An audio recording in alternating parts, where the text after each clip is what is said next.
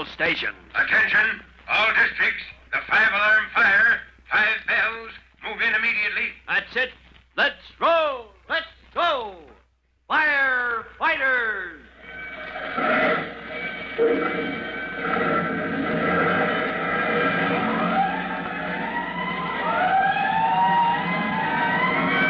Presenting Firefighters, the true-to-life story of our unsung heroes who stand ready to ride by day or night against our most murderous enemy, the demon of fire.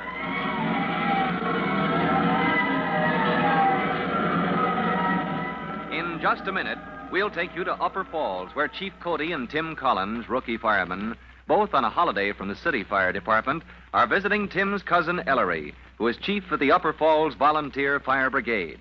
But before we join Tim Collins, here's a message for you.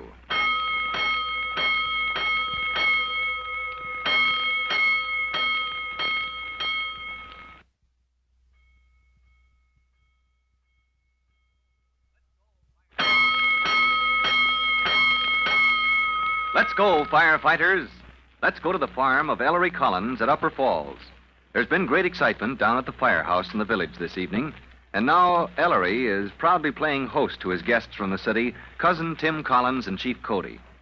As the men sit round the table in the kitchen, Chief Cody casts a longing glance at the cookie jar, and Ellery invites him to... Oh, come on, Chief. Help yourself. Don't be bashful. No, I know when enough's enough. Those are mighty good cookies, Chief. Well... Only 2 left in the jar.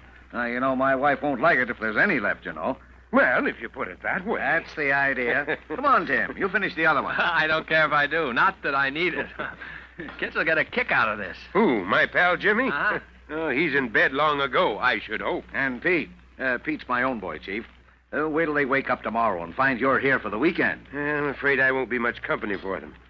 I told my deputy it's time the old man took some time off. Well, what do you want to do, Chief? Hike around and see the country? Boys can tell you anything you want to know about fishing, Chief. Well, you know what I told my deputy? Well, I hope you told him not to call you, no matter what. Yeah, that's right, Chief. It must be years since you took a holiday. Feels like it, boy. Well, I told my deputy, I said, I'm going to put on my old clothes and stretch out under an apple tree and go to sleep.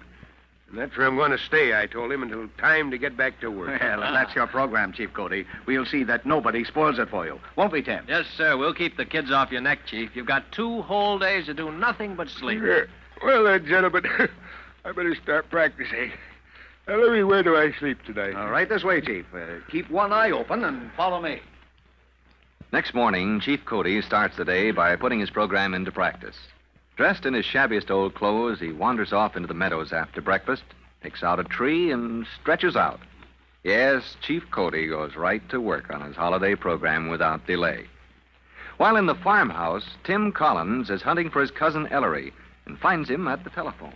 Ellery? Hey, Ellery, where are you? Right here, Tim. Be right with you. I'm on the phone. Oh, I'm sorry. Oh, hello, Warden. This is Chief Collins at Upper Falls. Yeah, still pretty dry in this part of the country, but... Yeah, that's what I want to tell you, Warden. Next time there's trouble in the district, you can count us in. You can count on Upper Falls to tackle any fire in the Midland District. Sure, we've got water. We've got a new tank truck. Carries 1,000 gallons of water anywhere we want it to go. You can count on us. Right. Goodbye, Warden. Hey, you're grinning all over like a Cheshire cat. Well, I ought to be, Tim. The district warden, he says it's a gift from the gods. What, is your new tank truck? Yep. Funny, we never figured that out for ourselves. You need water at a fire and can't get it from the wells because they've run dry. So you get hold of an oil truck, flush her clean, and there's your water carrier. Yeah, ready to stand by while your engine pumps the stream onto the blaze. And she'll do to fill backpacks, too. Yeah, for forest fires. I hadn't thought of that. Well, that's why the district warden was shouting hallelujah just now. He's got the whole Midland District on his hands. All the woods, that is, from Upper Falls to the lakes and far across is Little Narrowneck. Yeah, it's dry as a bone, too, this weather. Yeah. Never a day passes that they don't spot a trace of smoke somewheres in the woods. Hey, say, how do the wardens find those fires in time, Ellery? Well, there's men always on watch, Tim. Some on patrol, and some in the towers and the high spots. And the district warden, he's all over the place. Come fire in the woods, he sits up aloft giving orders. He does what? Sits up aloft, up in the sky, in one of those helicopters. A helicopter? Mm-hmm. Oh, hey, you fellas are right up to date. I guess we're not so far behind the times at that. And I suppose the district warden directs his men by two-way radio. Sometimes. Other times he just hovers over and hollers at them. Well, I'd like to see that firefighting setup, Ellery. Well, we'll hold up the district warden and get acquainted. Guess we can show you some things about firefighting that you'll never learn in the city. Already, Tim looks forward to meeting the district warden, learning how sharp eyes in the plain overhead scan mile upon mile of dry, tindery forest lands, alert for the telltale plume of smoke that spells danger, devouring flame, devastation. But Tim doesn't suspect how soon he will be plunged headlong into this unfamiliar phase of firefighting. Tim cannot possibly know that miles away, a car from the city is speeding along the highway that cuts across the forest.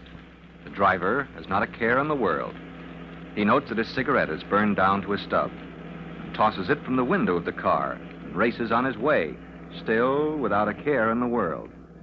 But the cigarette has landed in the tangle of dead grass, leaves, dry thorns, and twigs at the side of the road.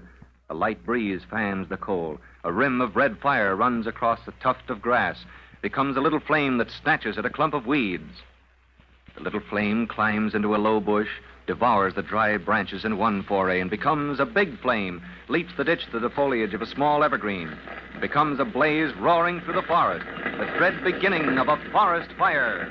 Air Patrol to headquarters, calling headquarters, fire in Midland Forest, fire in Midland, map reference is H7, fire at square H7 on your map. Point of origin is near the highway. Looks like a bad one. Heading for Upper Falls. Warn Upper Falls.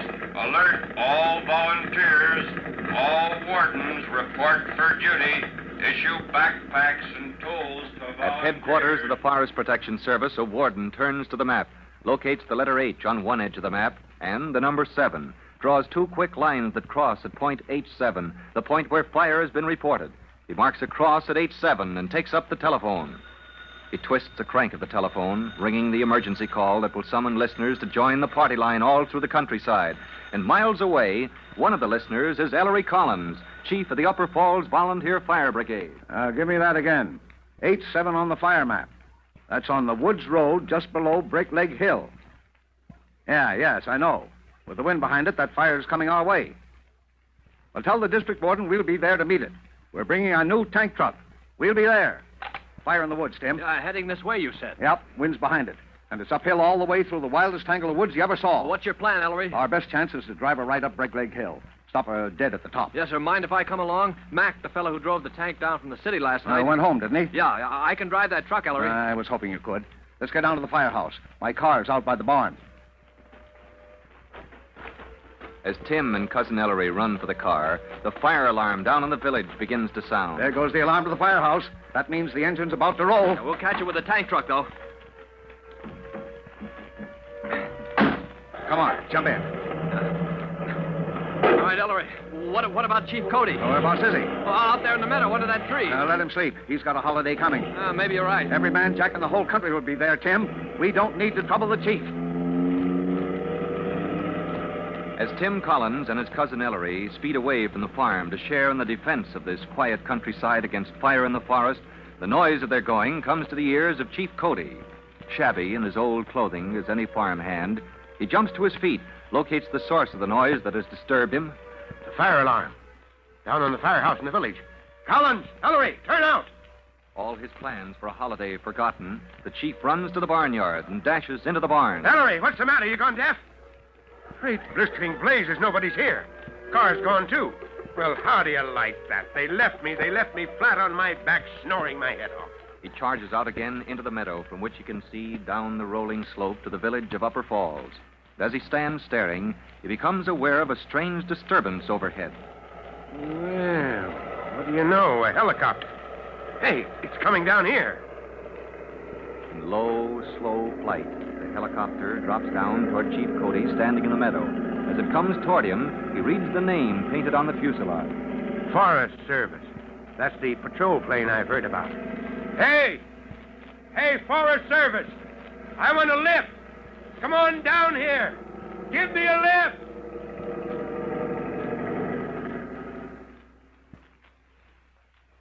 As the Forest Service patrol plane drops down toward Chief Cody, he realizes in the flash that here is his chance to get to the scene of the fire, though he has as yet no idea of the nature of the conflagration. Nor does he realize that to the warden in the plane, he looks like an elderly hired hand, not at all like the smartly uniformed Chief Cody who heads the fire department in the city 20 miles away. For Chief Cody's trip to the fire scene, listen to our next true-to-life episode of The Firefighters. In just a moment, Chief Bob Cody will tell you, boys and girls, how you can help the firefighters in your own town. But first, here's a message you ought to hear.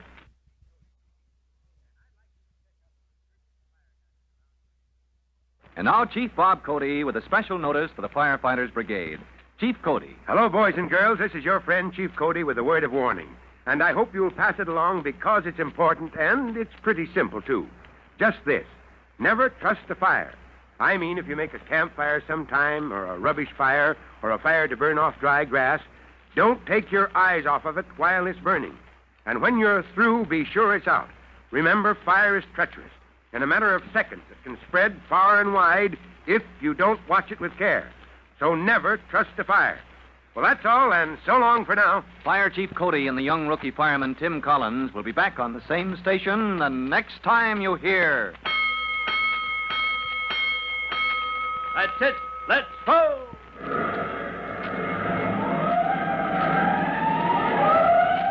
Let's go! Firefighters!